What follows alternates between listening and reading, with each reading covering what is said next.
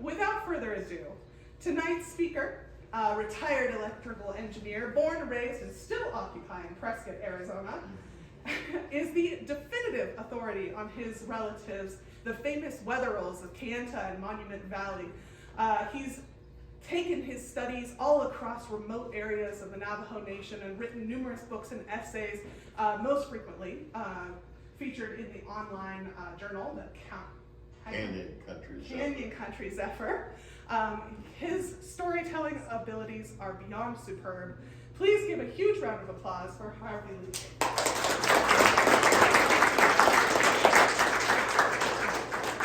Thank you, you're very kind. It was kind of Amanda to invite me here tonight. I do have a story that's a true story, and I think it's going to be pretty interesting.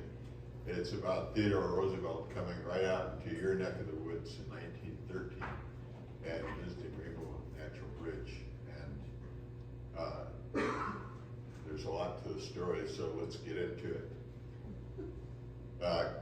Keep in mind, this was after Roosevelt had been president, and he had actually just run again for re-election in 1912 and lost that election. So he might have been kind of licking his wounds. But I think one of his main objectives, he brought his two youngest sons with him. And he was one that wrote about the strenuous life and the importance of young people, of everybody, not just sitting around, but getting out and doing things that sometimes are difficult. And he wanted to teach his sons those values also. So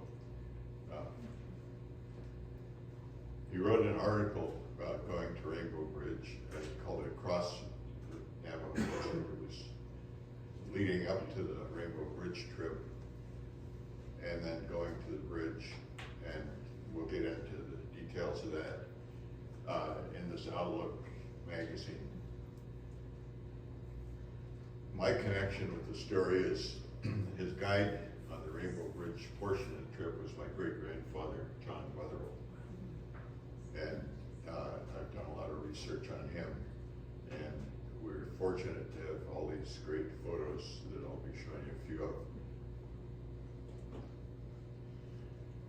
So Roosevelt reprinted the article in this book, kind of a funny title. It's chapter 2. Chapter 1 is entitled A Cougar Hunt on the Rim of the Grand Canyon. Chapter 3, The Hopi Snake Dance. So this was one expedition in 3 parts, and we'll be focusing on the middle part. But he took his 2 sons up to the north rim of the Grand Canyon to hunt cougars, and he thought that it was important for them to learn how to shoot big game animals. So that was what that was all about. By the way, there are a lot of rumors about his involvement with the Grand Canyon North Rim. This was the only trip he made to the North Rim. And he was basically out hunting. So this was his 3rd trip to Arizona in his whole life. This will show you a little bit about the route, if you can see it. He and his youngest son, Quentin, came out by train to Williams. This was in July of 1913. Took the train up to the south rim of the Grand Canyon. And then after a day or 2, they went down into the Grand Canyon on mules, crossed the river on what was then a cable car, where the Black Bridge is now. They camped that night in a place called Russ Camp, which is now known as Phantom Ranch. And then they went up on the north rim and spent quite a bit of time hunting mountain lions. His goal was for all the members of his family to get lions. Unfortunately, his youngest son, Quentin, who was only 15 years old, was not successful at that hunt. Then the second part of the trip across the Navajo desert, they dropped down off the Kaibab Plateau into the House Rock Valley area, Vermilion Cliffs, went on over to Lee's Ferry, crossed the river there, and then went across the Navajo Desert through Tuba City, Red Lake, and on to my great-grandparents' home and trading post. And I'm going to pronounce it a little different because this is how they pronounced it back then, Kayenta. You'll hear it Kayenta in various variations, but let's use the original pronunciation, Kayenta. That was the jumping off point for this Rainbow Bridge trek. This all, by the way, was all riding horses.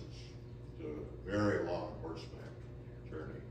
Not only the Grand Canyon across the Navajo Desert, but then after they got back to Kayenta, they rode horses down to Walpi, one of the Hopi villages, to watch the snake dance. So that's the 3 parts of the expedition and the 3 chapters in that book that I showed you. These are the members of the Wetherill family. John, Louisa, their daughter, sister, her real name was Ida. She was 15 years old, and their son, the shy one, kind of hiding behind the horse, Ben. So in thinking about this, interesting question popped into my mind. How did they feel to learn that a former president was going to come and stay at their house? How would you feel if you got the news that a former president was going to come and stay at your house?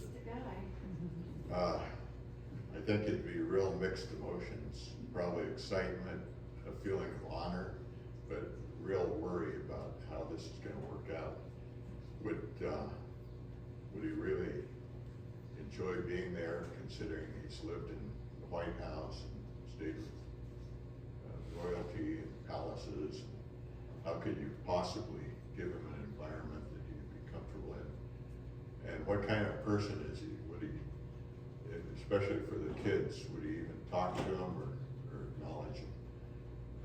And what manners do they need to be proper in a situation like that? So that was their dilemma, I think, but pretty exciting. These are the members of Roosevelt's party. His next to youngest son, Archie, who was 19, youngest son, Quentin, who was just 15, their second cousin, Nicholas, and an outdoorsman from Mesa, Arizona, named Jesse Cummings, who they brought along to help with camp chores and livestock and things like that.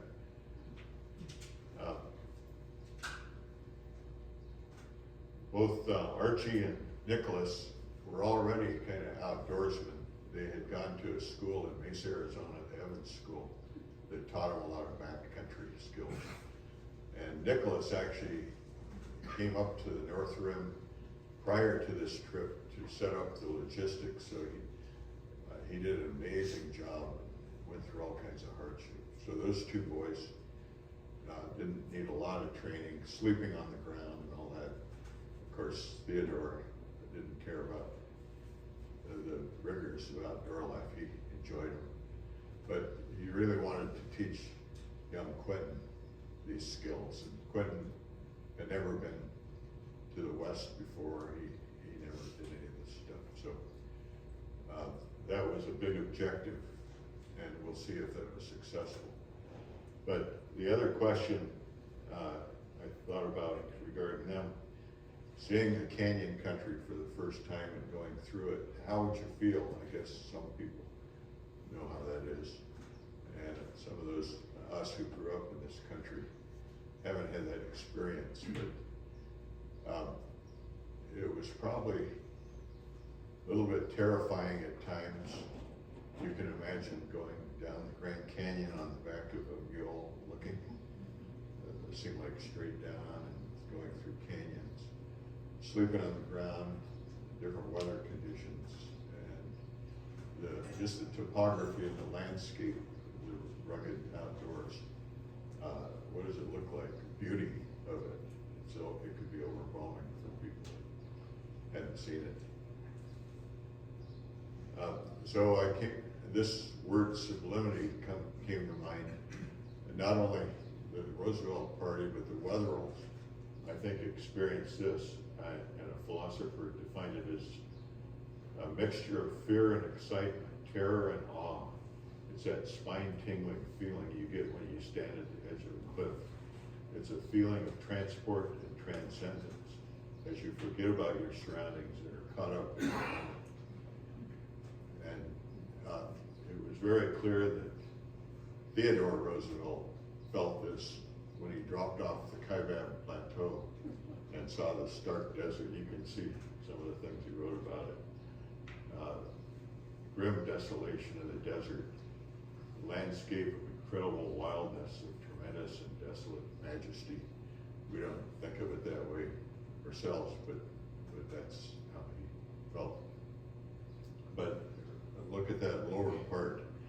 He really went kind of wild, imagining the deities of, devil deities of some vanished race. All were in ruins vaster than those of any structures ever reared by the hands of men, as if some magic city built by warlocks and sorcerers had been wrecked by the wrath of the elder gods. Evil dwelt in the silent places, from battlement to lonely battlement. Fiends' voices might have raved. In the utter desolation of each empty valley, the squat blind tower might have stood, and giants lulled at length to see the death of a soul at bay. I don't quite know what he was thinking, but anyway, it's pretty poetic and dramatic, and it's obvious that the landscape had a profound impact on him. They came to Lee's Ferry and spent a day or two there, and then crossed the ferry, and that's when they were really in the Navajo country. The famous Indian trader at Ganado, Lorenzo Hubble, had arranged for two men with two wagons to meet them, and then another Navajo guide. So now they had plenty of provisions to make their long trip across the Navajo desert. It was 150 miles from there to Kayenta, but they didn't have the wagons. All the Roosevelt party rode horses. They went through Tuba City, and after Tuba City, they came to stretches of deep sand. It was difficult going.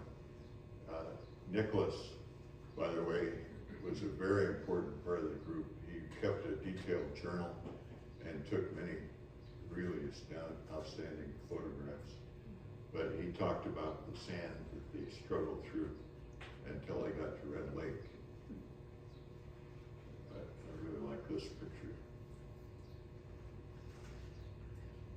Then eventually, after a few days, they came over a hill and they saw the Wetherill place at Kayenta, and it was fairly rustic, at least looking from the outside, but it was a welcome end to their trip across the Navajo desert. The building on the right is the trading post, and the building on the left is the Wetherills' house. So Theodore wrote that their new friends were the kindest and most hospitable of hosts.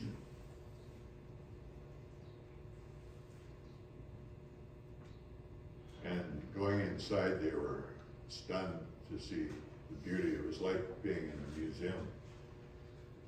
Theodore talked about it clean, comfortable, with its bath and running water, and so on. So I think it's a real credit to the Wetherills that they were able to make a place out in a remote desert area that was so attractive. Nicholas said, we suddenly saw before us two of the most beautiful rooms I've ever seen, the dining room and living room.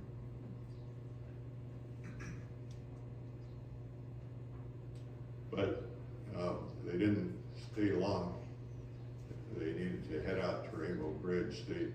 Their schedule was dictated by when the snake dance was going to be done in the Hopi village of Walpi. and they weren't even quite sure what the date was going to be. So that anyway, they kind of skedaddled and headed out. We have these neat pictures of them getting ready to leave Kayenta. To get to Rainbow Bridge, this is all a rough horseback trip. They backtracked from Kayenta to Segi Canyon, March Pass, went up the Segi. That's the location of some of Navajo National Monument. John Wetherill, by the way, was the custodian of Navajo National Monument, government appointed position.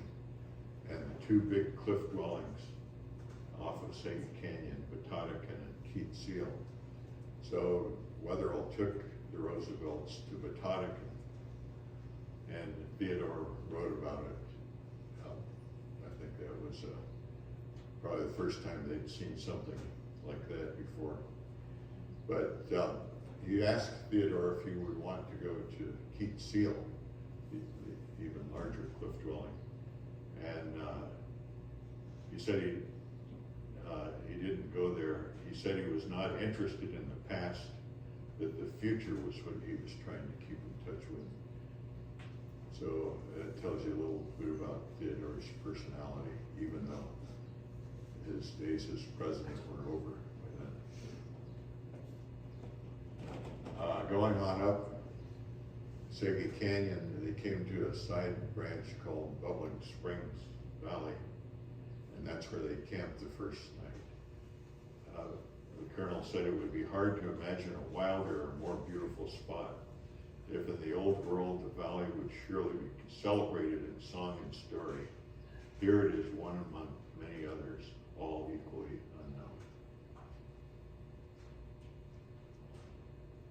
unknown. The next day they ascended out of Segi Canyon, went over some uplands by a place called Tall Mountain, and then they came to the rim of Paiute Canyon, and they had to cross that, involving dropping down on a precarious trail and then climbing up the other side.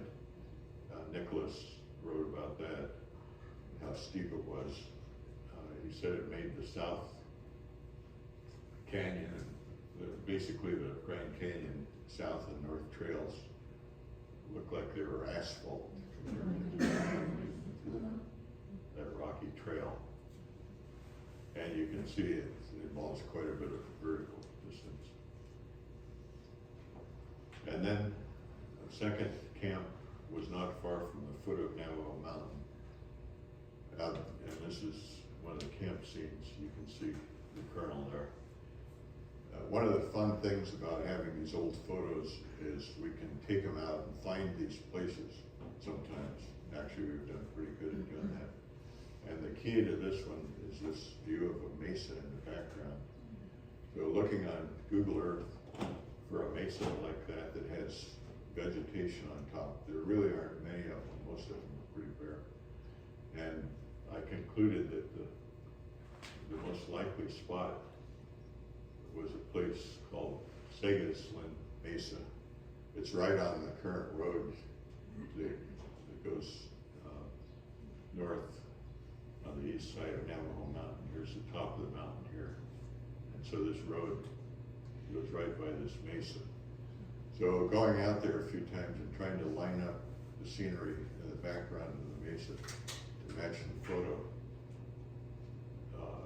what we found was a nondescript wash that matched up perfectly.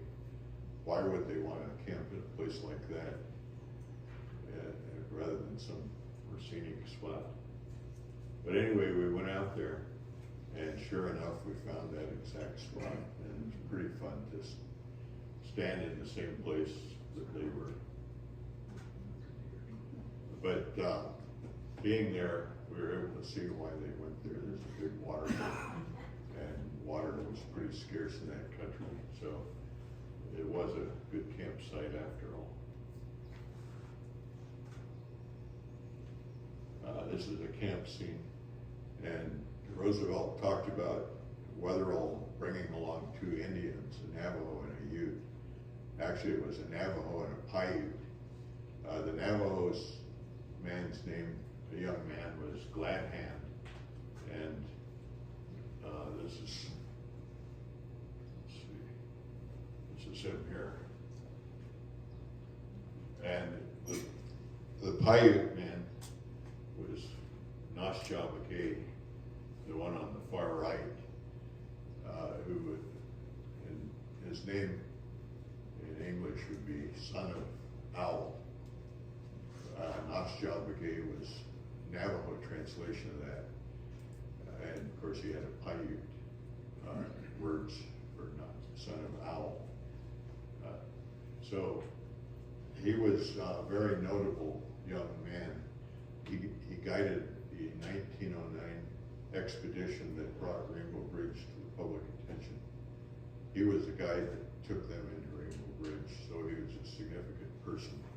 And we're very fortunate to have this clear picture of him. But then other research, we've determined that the man on the left is Owl, his father, and he was a notable Paiute man also, so it's great now to be able to recognize both of them. They were still not sure when the snake dance would be, and they were in a big hurry, so they left most of their camp gear in that camp and just went out with almost nothing, just a sleeping bag blanket for the old gentleman. I guess the rest of them slept maybe without blankets or pillows or anything like that. It was August, so it wasn't cold. And basically they went all the way from there to Rainbow Bridge in one day, and then came all the way back here the next day. So it was one of the faster trips. But going a little north of their camp, Nicholas and talked about how beautiful the scenery is, and it really is. He tried to talk like a poet or a novelist. He said, "Before us lay a broad expanse of the most wonderful scenery in the world. It was the Creator's masterpiece of architecture. On all sides rose domes and mosques, eminences, pantheons, towers, cathedrals, and spines, strikingly carved out of the natural red sandstone. It was a sight that caused the spectators to draw in their breath sharply and gasp in speechless admiration," etc., etc., etc. But it is stunning scenery. And the nice thing is today you can drive up and see this from your car. The road, you can see the black line. Let's see, this isn't very bright, but up to what's called the Rainbow Trailhead, that's a road that you can take and see some of this. And then the road ends at the trailhead, and then the red line is the current hiking trail to Rainbow Bridge. They say it's about 15 miles. It seems longer, but it's beautiful country. Who here has been over that trail? Quite a few of you.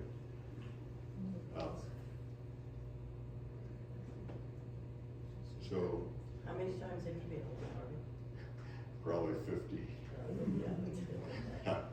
It's beautiful. My first trip there was with Stan Jones of Page. I think some of you knew him or knew of him. He befriended me back in 1979, and we hiked in over the trail. This is when we were finished and getting ready to head back to Page on the boat. So I was very honored and privileged to be able to know him, and he was very kind in showing me this country for the first time. He also taught me a lot about the history because he had studied that quite a bit. And then we've been back many times. This is the trailhead where the road ends, and Gus and Sandra Scott are in it. They're sitting right here.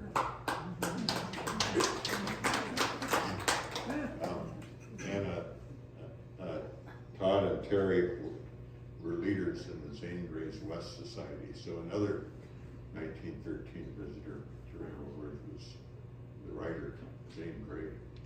And so we come out here quite a bit and snoop around and see where he went.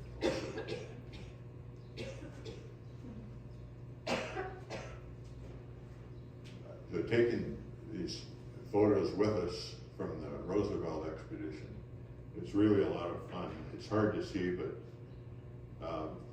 Roosevelt's right here, and there's some horses down here. But what we find is that some of these scenes don't match up with any places on the modern hiking trail.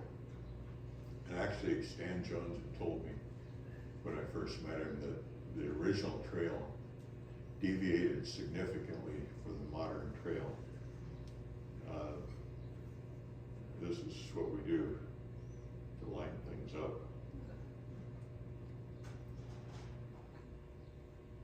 So I don't know if you can see the green line up here. Over many years, we've taken these photos out and used the photos as a map. There was no good map showing the old route. And the photos were a perfect way to really see where it went. It looped quite a ways to the north.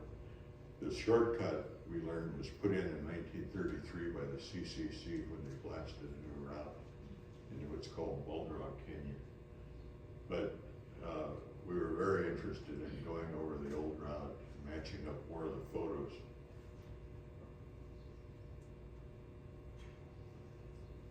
This is Navajo Mountain, and it's quite a ways north of the current hiking trail. But with the old photos, you can actually see the same rocks and sometimes vegetation even that was in the old photos. So you can get a precise location of where they were when they took the picture. Nicholas wrote about having to get off the horses at times because of real steep places, and we've definitely found places like that. They're walking towards the top of this photo, and there that place is. And then a rather ticklish place over a rounded slope. So that's another thing. They're going over solid rock, so you don't see any signs of the trail. And without the photos, you really wouldn't know where they went. Theodore wrote about this, a shelf with a slope steep enough to make it difficult for horses and men to keep their footing on the smooth rock. There was nothing whatever to hold on to, and the precipice lay underneath. They would get off the horses because if the horse fell, they didn't want to kill both the horse and the rider.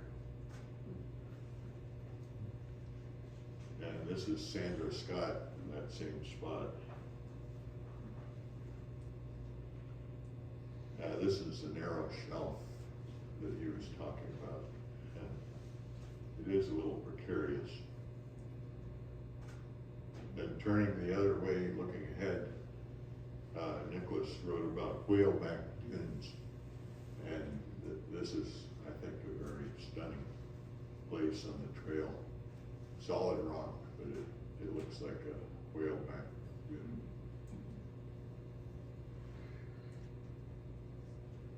Then coming down the other side into Baldrock Canyon, it's real steep, and it's a little spooky for some people to even walk it. But you can see Theodore right here, and his stance give you an idea of how steep that is. And you wonder how the horses were able to negotiate it, but they did.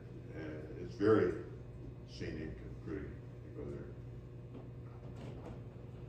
Then, after several miles,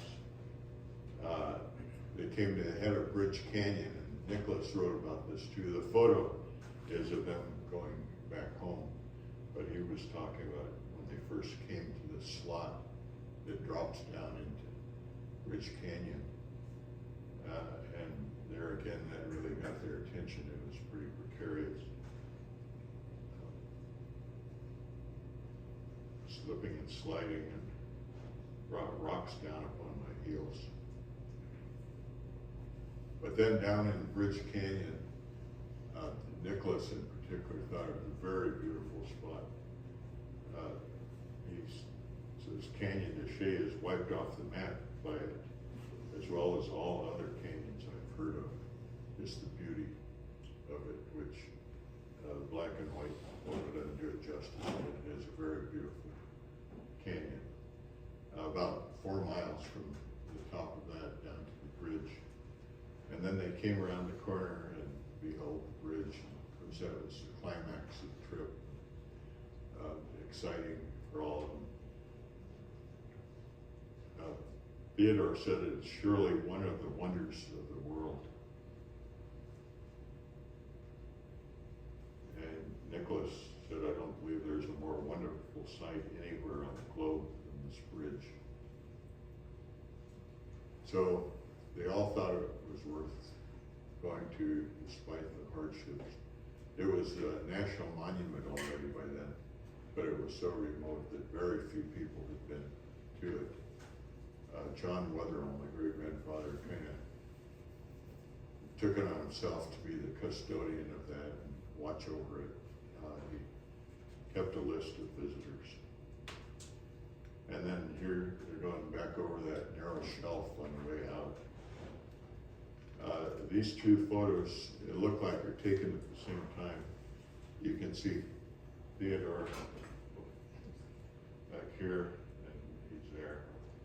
And leading the group is Noschapagay Paiute. So there were 2 photographers. I think one was Nicholas and the other was probably my great-grandfather. Then just a short time after, Theodore was in front. And here he is in a real steep place. What's really fun is to go out there and take people and ask them to stand up there, and then we get their photo standing in Teddy's footsteps. This is Ranger Chuck Smith. Some of you probably knew him from Rainbow Bridge. And then back to Kayenta, and it turns out they had a couple of days to relax because they knew the date of the snake dance was a little later than they first expected. After the rest, they went down to Walpi, one of the Hopi villages, and watched the snake dance. But that was an interesting scene. There were a lot of people, a lot of photographers. Nicholas said it was like a late Republican convention, mob with the idle curious and the near great, and string of reporters and moving picture men. I think a lot of the people were probably paying more attention to Roosevelt being there than this Hopi snake dancers.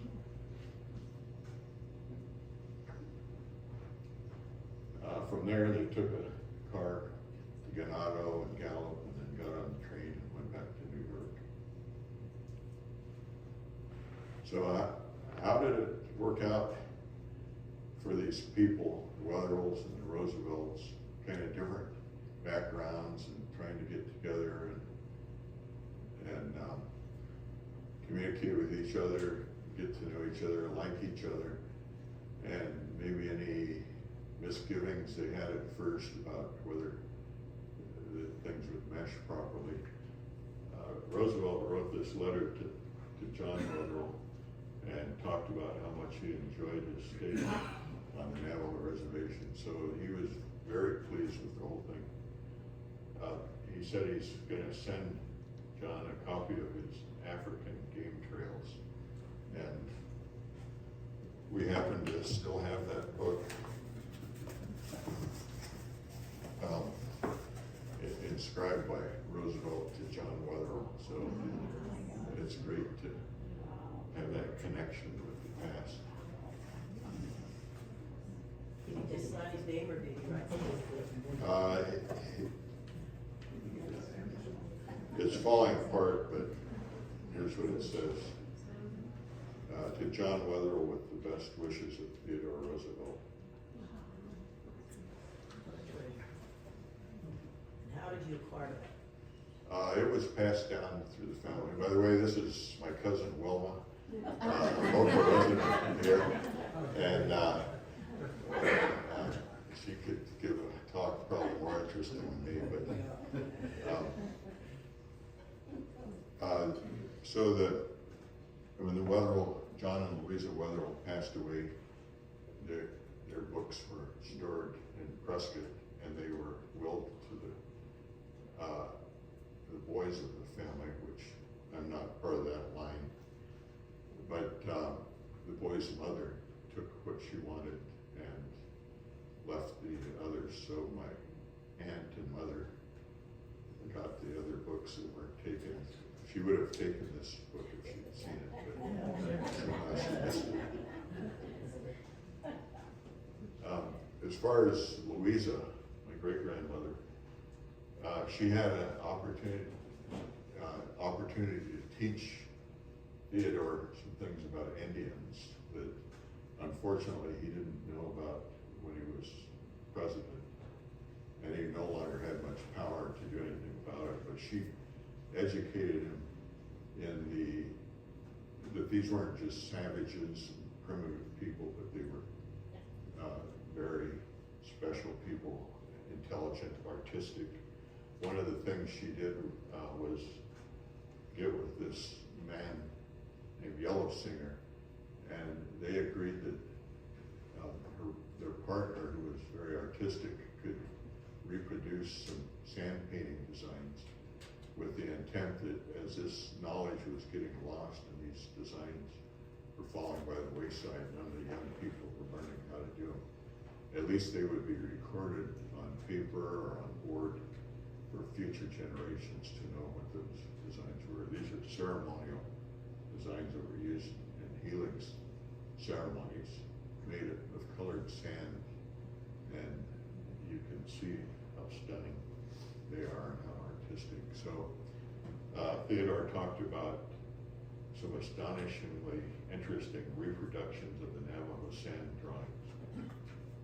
She also gave him the words, translations to a couple of Navajo prayers, and he put those in his article. So I think he had more respect for the Navajos when he left there than he had before. Nicholas was very impressed with her, and here's somebody living out in boonies like that, but very sophisticated in a very kind way. To find such a person and such a house anywhere is rare, and here in the middle of the Navajo reservation, it is extraordinary. But I like what Theodore wrote about her. She's not only versed in the archaeological lore concerning ruins and the like, she's also versed in the stranger and more interesting archaeology of the Indian's own mind and soul. If she could be persuaded to write on the mythology of the Navajos, by which somewhat magniloquent term I mean their present ways and habits of thought, she would render an invaluable service. She not only knows their language, she knows their minds. So for her, it was a very successful visit. I'm sure she felt gratified. She spoke the language fluently. What's that? She spoke the language fluently. Yeah, that's right. And she did do what Theodore suggested later. Her great friend and Navajo, wise, kind Navajo man named Wolf Killer, was concerned that the lessons he had learned as a boy growing up were getting lost.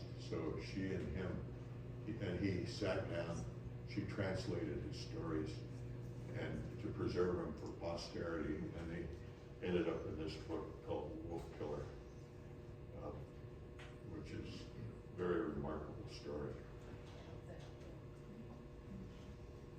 How about Ben Wetherill, the 16-year-old boy?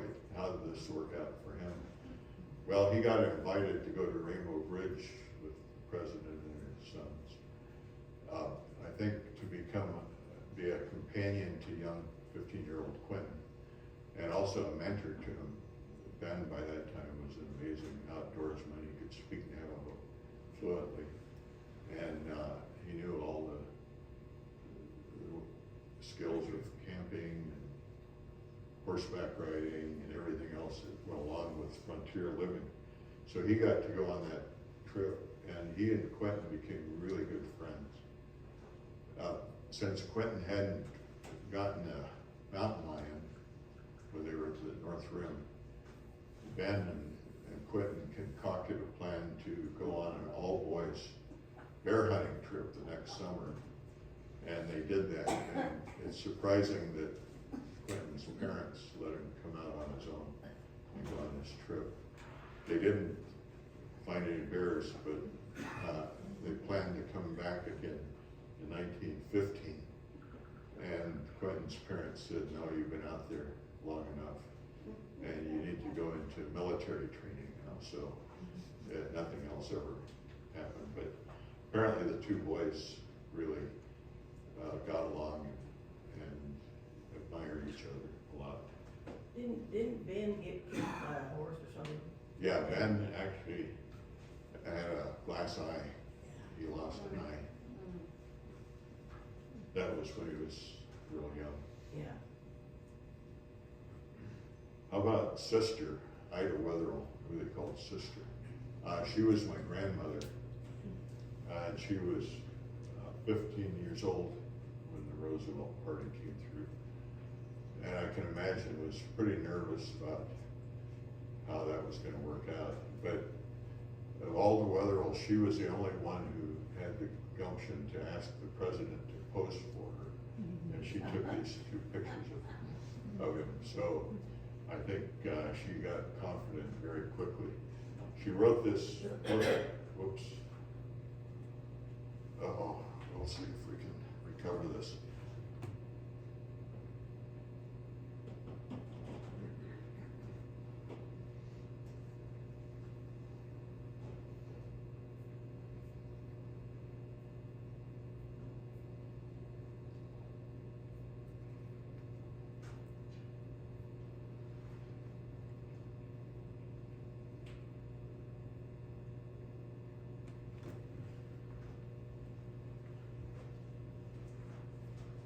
She wrote this postcard to her little cousin.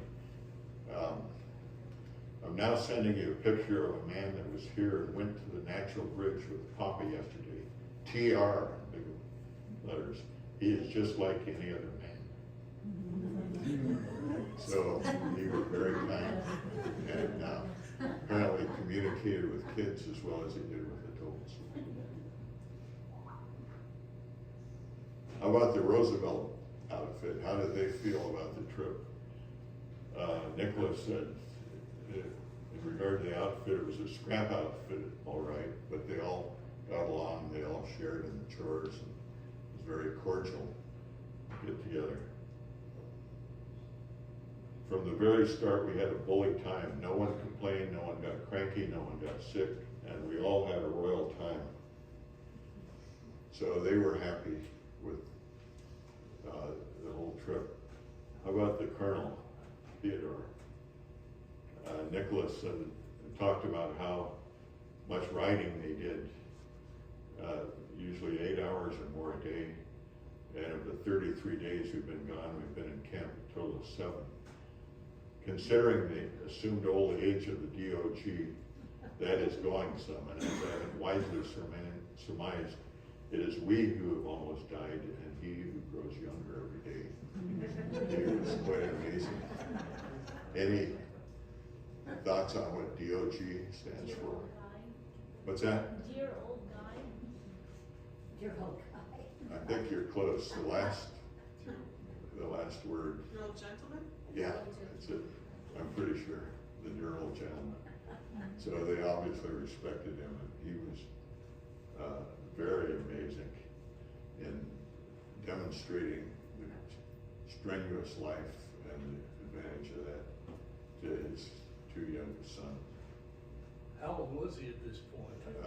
He was, I think, 54. And he died not too long after that. I don't think he quite made 60. One of the other things, about 6 months after this trip, he went to South America on this grueling river trip that almost killed him and probably wrecked his health. And I think this trip probably was, he was thinking of the conditioning that he needed. So it was beneficial in that way. Anyway, that's just a little story of something that happened in your backyard here. And I think very interesting that a lot of details that not too many people know about. And it just tells how the effect of this beautiful country, the beneficial effect it can have on people, and how people of different backgrounds can get together and really learn from each other and have a great time and see a lot of beauty.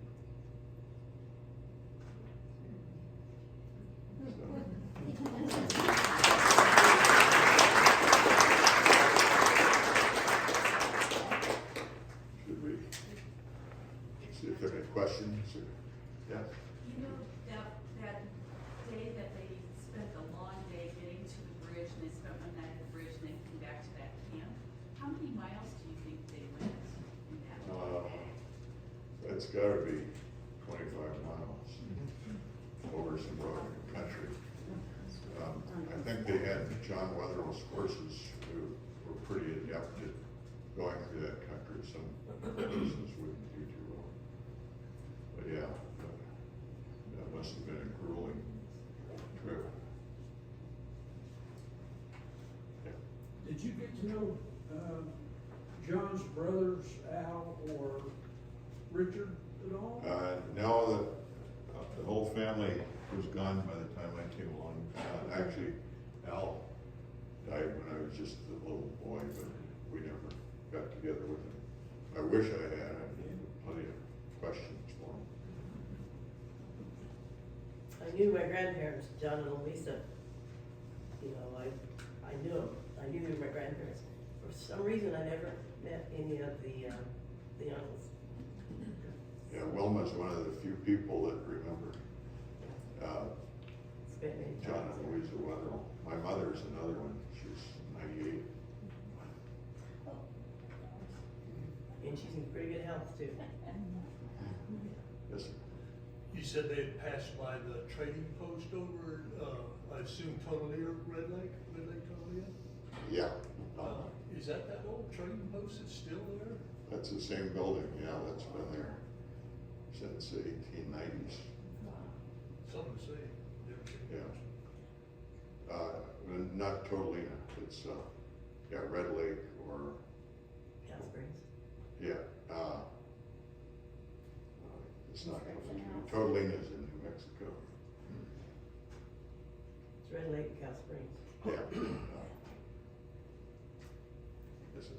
I was wondering, I don't know if you know much about Zane Grey, but I was wondering if any of Roosevelt's writing was an influence on Zane Grey's trip that same year in 1913, or I don't know if the Across the Navajo Desert was published at that time, or later.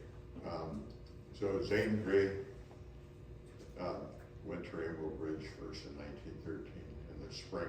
Okay. It was like May, and he was working on a sequel to Riders of the Purple Sage, which he named the Rainbow Trail. I don't know that he did any writing that would have come out before the Roosevelt trip. Okay. There were, in 1909, after this original big expedition that brought to the world's attention the existence of Rainbow Bridge, John Wetherill had some people that wanted to take them to the Grand Canyon, named Arthur Townsend and his sister Eleanor. They were New Yorkers, kind of upper echelon New Yorkers, and I can kind of imagine John said, by the way, I just got back from this amazing place called Rainbow Bridge. And they said, well, why don't you take us there too? So they did, and they were the first tourists to go to Rainbow Bridge. We've got photos from the trip. And I kind of suspect that he might have, Roosevelt might have known the Townsends. Another possibility, there's a geologist, Herbert Gregory, who actually was invited to come on the 1909 trip, and he declined. But he went, I think, the next year, 1910 or 11. And it's very likely that Roosevelt knew him. So I think it was more word of mouth. That makes sense. Yeah. And just another follow-up, not to that question, but are those personal photos of yours, or are those Library of Congress? Or? A lot of the photos are some that were in John Wetherill's collection, but the Nicholas Roosevelt photos, and many of them were his photos. There's a set of them at Syracuse University in their archive. He also gave a set of them to the Grand Canyon, so there's a set of them there. They're duplicates, and the ones that I have in the Weather collection, some were duplicates. So it's kind of scattered around. The Library of Congress doesn't, I don't know that they have any of Nicholas's photos, but they do have a movie of the snake dance and Roosevelt there that you can pull up online.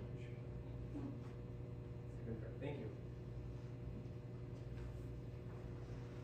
you. Okay, well, yeah, yes. You have some pictures of following Theodore Roosevelt's footsteps and actual locations. How long did it take you to get those different locations? Oh, boy. Well, the main place where I had Roosevelt standing, took 2 trips with Stan Jones. We went out there. And on the second trip with the photos, we were able to find that place. But the trail leading up to it and going out the other way, I'd say half a dozen expeditions at least to really pin it all down. Kind of figured that because I know that area. I knew it wasn't going to be one day that you got those pictures. No. That's No. amazing. Yeah. Amazing accomplishment to find those exact spots. Yeah, it's a beautiful hike too. Oh, yes.